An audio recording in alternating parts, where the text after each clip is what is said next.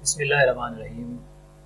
हम ये जो एक मशहूर रिलेशन है कि gamma half that is equal to under root pi, इसका प्रूफ देखना चाहते हैं। तो डिफरेंट वेज़ हैं इसको प्रूव करने के। सबसे जो ईजीएस्ट मेथड है वो हम यहाँ पे इस्तेमाल कर रहे हैं कि यूलर्स रिफ्लेक्शन फार्मूला अगर हम यूज़ करते हैं तो हम आसानी के साथ इसका प्रूव कर सकते हैं। तो वैसे इसका जो है प्रूफ वो यूलर्स इंटीग्रल बेसिक फॉर्म से भी किया गया है। सो हम यहाँ पे इसको यूलर्स रिफ्लेक्शन फार्मूले की हेल्प से करते हैं। सो यूलर्स रिफ्लेक्शन फार्मूला क्या है देखें ज़रा, वो है जी gamma n into gamma 1 minus n is equivalent to pi over sine n pi. तो ये यूलर्स रिफ्लेक्शन फार्मूला है। हमें सिर्फ करना ये है कि यहाँ पे रिप्लेस करनी है वैल्यू, रिप्लेस एन विद 1/2। तो अगर आप इसको जस्ट रिप्लेस कर दें तो देखें हम ये वैल्यू पुट करते हैं, ये हमारे पास आ जाएगा gamma 1/2 into 1 minus half gamma pi over sine of n pi, n की जगह पे 1/2 यानी साइन पाई/2 आ जाएगा। ये देखें ये गैमा हाफ और ये 1 माइनस 1/2 ये भी गैमा हाफ हो जाएगा। तो ये gamma half into gamma half is equivalent to pi over sine पाई/2। साइन पाई/2 1 होता है, तो साइन पाई/2 की जगह पे 1 लगा दिया। अब ये गैमा हाफ और ये गैमा हाफ स्क्वायर बन जाएगा और ये आ जाएगा पाई के इक्वल।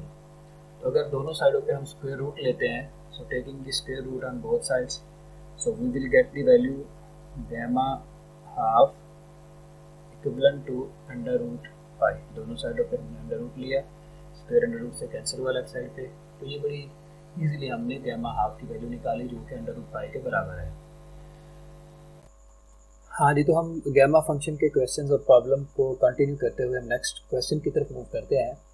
कि इस तरह का प्रॉब्लम अक्सर बेशतर जो है वो एग्जाम में पूछा गया है कि show that 0 to infinity e raised to power minus x raised to power 4 into dx is equal to gamma pi 5/4। तो इसको प्रूव करते हैं और इसका प्रूफ हम एक सब्स्टिट्यूशन मेथड से जिस तरह से हम बाकी प्रूफ करते आ रहे थे उसी तरह से हम ट्राई करते हैं।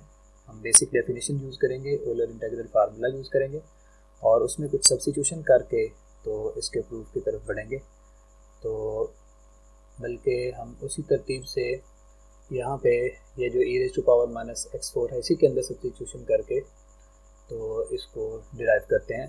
तो सबसे पहले देखें हम सब्स्टिट्यूशन करते हैं कि put x raised to power 4, ये जो x raised to power 4 था हम इसको u के बराबर रख लेते हैं। अगर आप इसको u के बराबर रखेंगे तो डेफिनेटली जो x की वैल्यू है वो बराबर आ जाएगी u raised to power 1/4 के।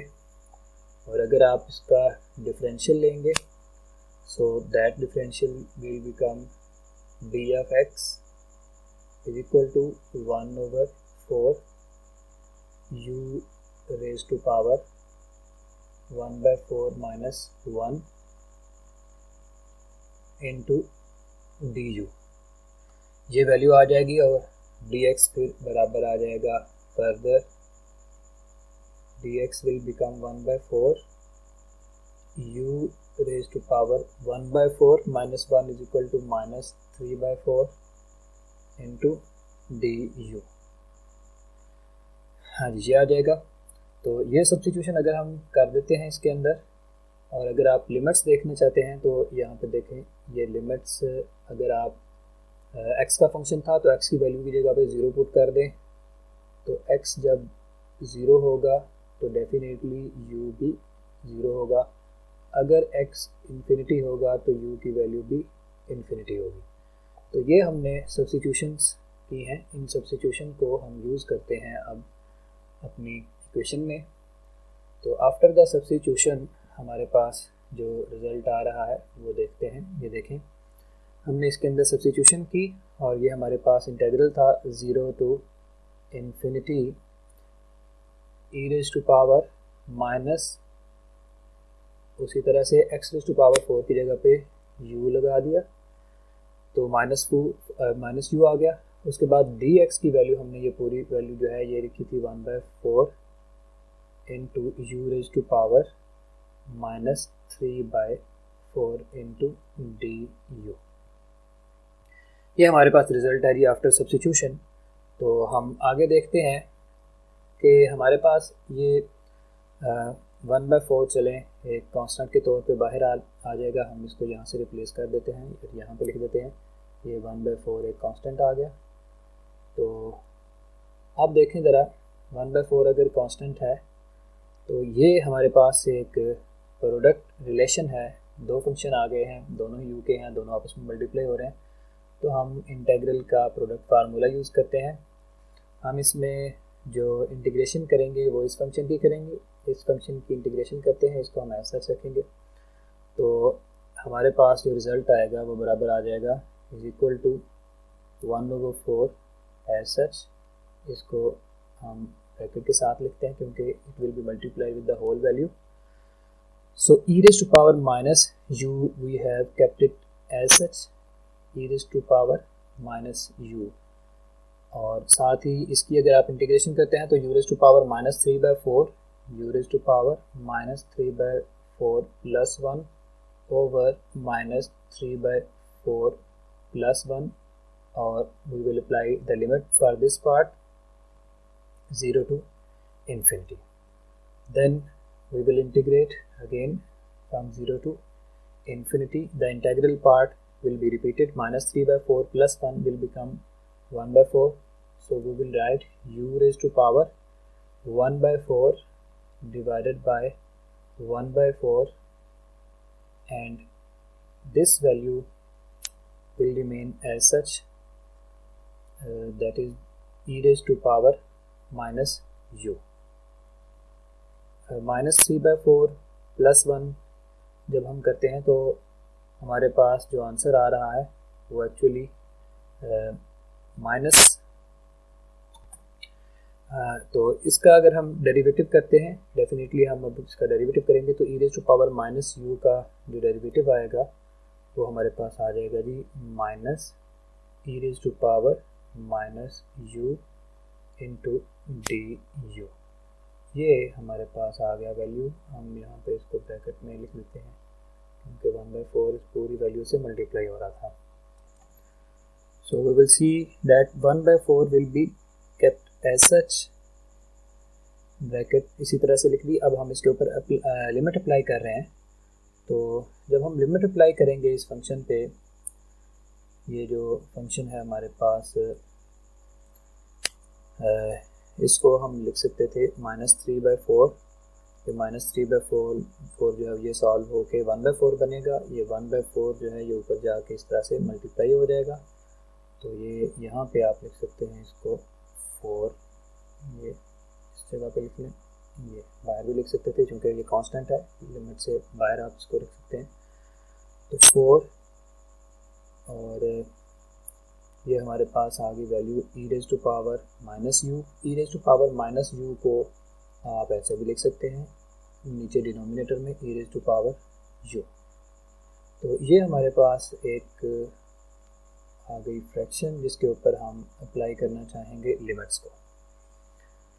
तो लिमिट अगर आप अप्लाई करते हैं इसी तरह से ये 1/4 जो है इसको भी आप यहाँ पे लिख सकते हैं, ये यहाँ पे शिफ्ट हो जाएगा। तो ये होल फंक्शन जो हमारे पास e raise to power minus u into u raise to power 1/4 की फॉर्म में आ जाएगा। चलिए हम उसको बाद में देखते हैं। फिलहाल हम ये देखते हैं कि इसके ऊपर अगर आप लिमिट अप्लाई करें तो लिमिट अप्लाई करने से क्या होगा कि दोबारा फिर ये जो माइनस 3/4 प्लस 1 है ये कन्वर्ट होगा 1/4 में, इसकी वैल्यू आ जाएगी 1/4, ये 1/4 आ गया। अच्छा अब देखें हम इसके ऊपर लिमिट अप्लाई करते हैं। लिमिट जब हम अप्लाई करते हैं तो दोबारा से हम अगर देखते हैं तो ये इन्फिनिटी ओवर इन्फिनिटी फॉर्म बन रही है, तो इन्फिनिटी ओवर इन्फिनिटी फॉर्म में एल हॉपिटल रूल जो है वो यूज़ होगा। तो उसके लिए फिर हम ये कर रहे हैं कि इसको हम इसका तो डेरिवेटिव ऐसे रिपीट होगा, इसका अगर आप एन टाइम डेरिवेटिव रिपीट करते हैं तो definitely it will B a converging number 1/4 into 1/4 minus 1 into 1/4 minus 1 फिर -2 फिर इस तरह से सो ऑन कैरी ऑन चलेगी सीरीज़। तो ये कन्वर्जिंग सीरीज़ होगी, एक नंबर ही आएगा, एक कांस्टेंट आएगा जो कि इन्फिनिटी पे इन्फिनिटी नहीं होगा। इसका मतलब हम अगर इसके ऊपर अपर लिमिट अप्लाई करते हैं, अपर लिमिट के वक्त हम जब इसके ऊपर एल हॉपिटल रूल लगाएंगे तो इसका जो न्यूमरेटर का पार्ट है, अपर पार्ट, वो पार्ट जो है वो एक कांस्टेंट नंबर के तौर पे बिहेव करेगा, लेकिन जो डिनोमिनेटर का पार्ट है वो एक इन्फिनिटी के तौर पे आएगा। तो something over infinity will become zero, तो 0 will be multiply with 4 that will become 0 minus. अब हम लोअर लिमिट की बात करते हैं, यानी अपर लिमिट जब हमने अप्लाई की इसके ऊपर इन्फिनिटी वाली तो उसका आंसर 0 आ गया है। कैसे 0 आया है? समथिंग ओवर इन्फिनिटी जो है वो 0 होता है, ऊपर कांस्टेंट होगा, कांस्टेंट को इन्फिनिटी से डिवाइड करेंगे तो आंसर 0 आएगा। अच्छा, अब देखते हैं हम इसकी ये वैल्यू, ये लोअर लिमिट अप्लाई करें इस पर। लोअर लिमिट ऐसा अप्लाई हो जाएगी, आप यू की जगह पे 0 पुट करें, ऊपर वाला पोर्शन 0 हो जाएगा और जो डिनोमिनेटर का फैक्टर है वो e raised to power 0 1 हो जाएगा, 0 over 1 will be equal to 0। तो ये हमारे पास रिजल्ट आ गया है after applying the limit on this factor. ये माइनस माइनस इससे मल्टीप्लाई करके प्लस 4 बना दें तो हमारे पास ये वैल्यू आ जाएगी e raised to power minus u into u raised to power 1/4 into du। ये वैल्यू आ गई हमारे पास e raised to power minus u raised to power 1/4 into du। अच्छा, अब देखें हम ये 1/4 यहाँ पे ले आते हैं, ये 1/4 इससे मल्टीप्लाई कर दें, ये 1/4 इससे कैंसिल हो जाएगा और हमारे पास ये जो फ्रैक्शन बच जाएगी वो खाली यही बचेगी। इसकी लिमिट भी थी 0 टू इन्फिनिटी, वो लगा दी। तो नेक्स्ट स्टेप में देखें 0 टू इन्फिनिटी हमने इसको सिर्फ ऐसे लिख दिया है कि ये e raised to power minus u है और ये जो वैल्यू है ये u raised to power 1/4 थी। मैं ज़रा इसको क्लियर करके लिखूँ ताकि 4 पढ़ा जाए। तो ये 1/4 था। तो अगर आप इसको यूँ लिख लें, u raised to power 1/4 को, u raised to power 1/4 को हम लिख सकते हैं 5/4 माइनस 1। आप इसको सॉल्व करें, सॉल्व करके जो आंसर आएगा 5/4 माइनस 1 का, तो वो डेफिनेटली 5/4 आएगा। ठीक है,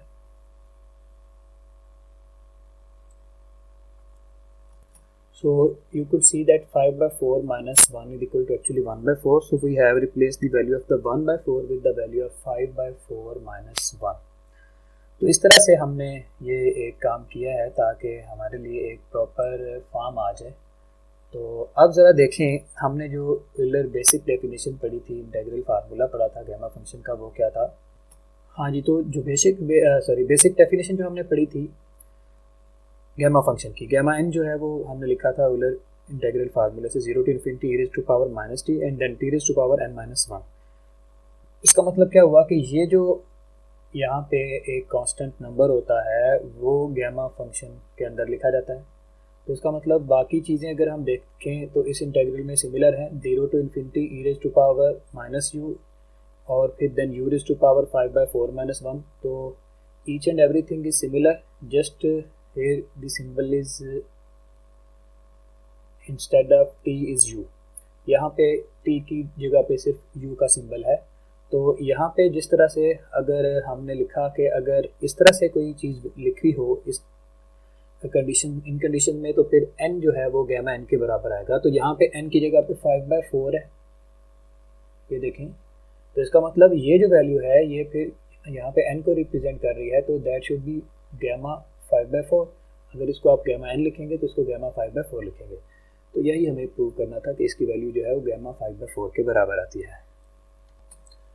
हाँ जी, तो नेक्स्ट प्रॉब्लम की तरफ मूव करते हैं। नेक्स्ट प्रॉब्लम है एग्जाम में पूछी गई है, gamma 1/2 minus 1 into gamma 1/2 plus n, sorry gamma 1/2 minus n into gamma 1/2 plus n that is equal to -1 n into pi. तो ये रिलेशन हमने प्रूव करना है। हम पहले भी फार्मूला यूज़ कर चुके हैं, ओयलर्स रिफ्लेक्शन फार्मूला। हम दोबारा से उस फार्मूले को यूज़ करते हैं इसको प्रूव करने के लिए। सो बाय ओयलर्स रिफ्लेक्शन फार्मूला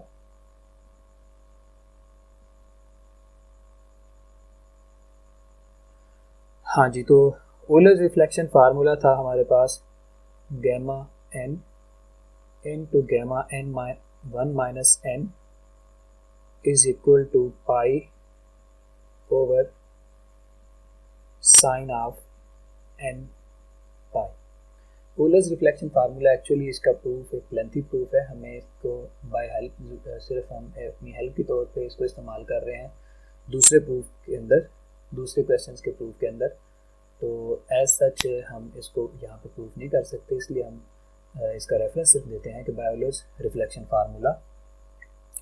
इस फार्मूले में अगर हम रिप्लेस कर देते हैं n को with 1/2 minus n, so just we will replace n by 1/2 minus n। अगर हम n को रिप्लेस करते हैं विद 1/2 माइनस n तो हमारे पास देखें जो रिज़ल्ट आएगा इसके अंदर, जिधर जिधर हमें नज़र आ रहा है n, उधर 1/2 माइनस n पुट कर दें तो ये हमारे पास आ जाएगा। हम हाँ जी, ये आ जाएगा 1/2 minus n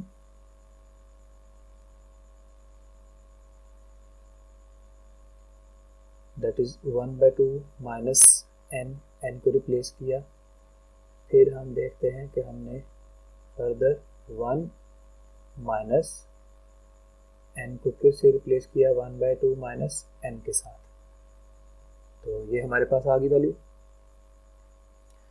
1/2 minus n is equal to pi divided by sine of n is replace by 1/2 minus n multiply with pi. ये वैल्यू हमने उस तरह से लगा दी। ये होल एंगल है साइन का। हाँ जी, तो इसको सिर्फ सिंप्लीफाई करें तो हमारे पास जो बाकी रिजल्ट बच रहा है वो है 1/2 गैमा 1/2 माइनस n को ऐसे लिख दिया। ये आ जाएगा -1/2 plus n 1 minus 1/2 plus n that is equal to pi over sine of pi/2 minus n pi. ये हमारे पास वैल्यू आ गई। फर्दर देखें तो हम लिख सकते हैं gamma 1/2 minus n 1 minus 1/2 is equal to plus 1/2। So gamma 1/2 minus n will be equivalent to gamma 1/2 plus n। 1 minus 1/2 will be equivalent to 1/2 plus 1/2 plus n is equal to pi over sin pi/2 minus n pi। Sin pi/2 minus n pi, we know the formula. If the angle is function of pi/2, sin will be converted into cos and remaining angle will be written as such cos of minus n pi। So further we could write, we know that if the angle is negative in case of cos function, that will be automatically become positive. So pi over cos of minus n pi, this negative sign will be eliminated and we will just write cos of n pi. So gamma 1/2 minus n and gamma 1/2 plus n will become equal to, यही हमें left side में यही चाहिए था, इसके लिए हम इसको रिपीट करते जा रहे हैं। So gamma 1/2 minus n into gamma 1/2 plus n will become equal to pi over cos n pi and pi over cos n pi. We know the value of the cos n pi is -1 raised to power n। cos n pi को आप different values n की put करके देख लें तो जो values -1 raise to power n की आएंगी वही cos की n pi की आएंगी। अगर n एक ज़ीरो वैल्यू है तो cos 0 1 होता है। अगर n की वैल्यू जो है वो 2 है तो n की वैल्यू 1 है तो ये -1 के बराबर आएगा। यहाँ पे cos पाई n की वैल्यू 1 पुट करें तो cos पाई -1 के बराबर आएगा। So we could replace cos n pi with -1 n। अब आप इसको इस तरह से लिख लें, pi into -1 -n, -1 -n will remain equal to -1 जो आंसर इसके आएंगे वही इसके आएंगे। आप कैलकुलेट करके देख सकते हैं, यानी ये था -1 you could write it 1/-1n। तो जो वैल्यू 1/-1n की आनी है वही इसकी आनी है -1n की। तो इसलिए हम इसको रिप्लेस किया, तो ये वैल्यू हमारे पास इस तरह से लिखी गई, -1/-n इंटू पाई। यही हमें प्रूफ में रिक्वायर्ड था, -1/n इंटू पाई। तो gamma 1/2 -1 into gamma 1/2 plus n that is equal to -1/n into pi. जी तो बच्चों नेक्स्ट हम मूव करते हैं अपने नेक्स्ट प्रॉब्लम की तरफ। के क्वेश्चन है, show that gamma n plus 1 into gamma 1/2 plus n is equal to √π/2n into gamma 2n plus 1। तो हम इसकी पहले लेफ्ट हैंड साइड देखेंगे, उसका एक रिजल्ट निकाल लेते हैं, फिर हम इसकी राइट हैंड साइड देखेंगे, उसका एक रिजल्ट निकाल लेते हैं। तो दोनों रिजल्ट्स जो हैं वो बराबर होंगे। So consider the left hand side. So हमने लेफ्ट हैंड साइड कंसीडर कर ली इसकी। तो लेफ्ट हैंड साइड में देखें, ये है gamma n plus 1 into gamma 1/2 plus n। अब हमें पता है कि कोई इस तरह से अगर फार्मूला लिखा हो तो गैमा n प्लस 1 हमने प्रूफ भी किया था, तो गैमा n प्लस 1 जो है वो बराबर होता है n गैमा n। सो हमने इसकी जगह पे n गैमा n डाल दिया और बाकी जो वैल्यू है उसको हम ऐसे लिखेंगे, गैमा 1/2 प्लस n। ये वैल्यू आ गई। तो हम इसको इस तरह से भी लिख सकते हैं, हम 1/2 को बाद में n को पहले लिख लेते हैं, चलें रिक्वायरमेंट के लिए, n गैमा n प्लस 1/2। हम इसको इक्वेशन 1 का नाम दे देते हैं। ये हमारे लेफ्ट हैंड साइड का रिजल्ट है, हमने इसको स्टोर कर लिया इक्वेशन 1 की फॉर्म में। नेक्स्ट हम ये चाहते हैं कि इस रिज़ल्ट को थोड़ा सा सिंप्लीफाई किया जाए। ये जो वैल्यू है gamma n into gamma n plus 1/2, इसको हम एक फार्मूला जिसको हम डुप्लीकेशन फार्मूला बोलते हैं उसकी मदद से सिंप्लीफाई करेंगे और इसको पाई में कन्वर्ट करेंगे, क्योंकि हमें रिक्वायरमेंट है राइट हैंड साइड में पाई के फॉर्म में। तो ये जो वैल्यू है ये डुप्लीकेशन फार्मूले की हेल्प से हम लिखेंगे। So since we know that by the duplication formula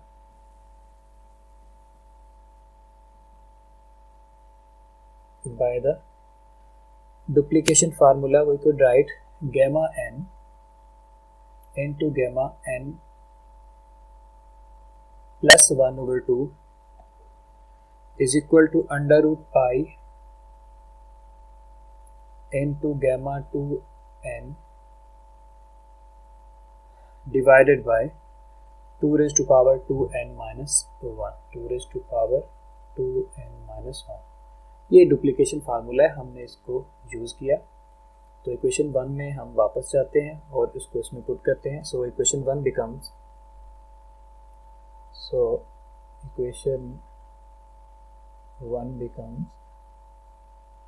वो लेफ्ट हैंड साइड थी, तो जो लेफ्ट हैंड साइड है वो बराबर आ जाएगी, हम n को ऐसा रख रहे हैं और इस पूरे फैक्टर की जगह पे ये वैल्यू सब्स्टिट्यूट कर रहे हैं। ये आ जाएगा n under the root of pi gamma 2n divided by 2⁻2n minus 1।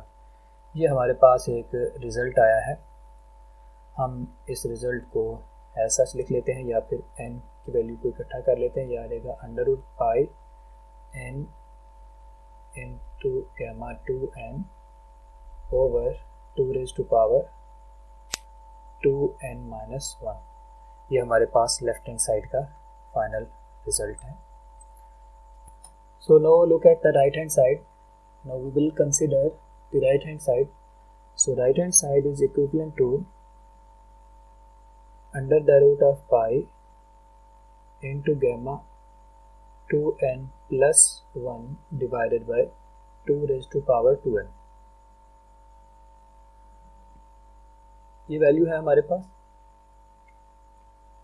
Gamma 2n plus 1। हम ये फार्मूला जानते हैं, gamma n plus 1 equal to n gamma n। हमने यहाँ पे इसको रिप्लेस किया था n गैमा n से, तो यहाँ पे अगर 2n प्लस 1 है तो ये 2n गैमा 2n के इक्वल आ जाएगा। यानी जो भी फैक्टर यहाँ पे होता है उसको आप बाहर और गैमा के अंदर लिखते हैं। तो यहाँ पे प्लस 1 के साथ फैक्टर 2n है, तो that will become after using this formula कि गैमा n प्लस 1 बराबर होता है n गैमा n के। यहाँ पे n की जगह पे 2n है, तो उसी तरतीब से यहाँ पे फिर आ जाएगा under root pi into 2n gamma 2n divided by 2 raise to power 2n। Further हम ये 2 जो है इसको हम डिनोमिनेटर में ले लेते हैं। ये वैल्यू हमारे पास बराबर आ जाएगी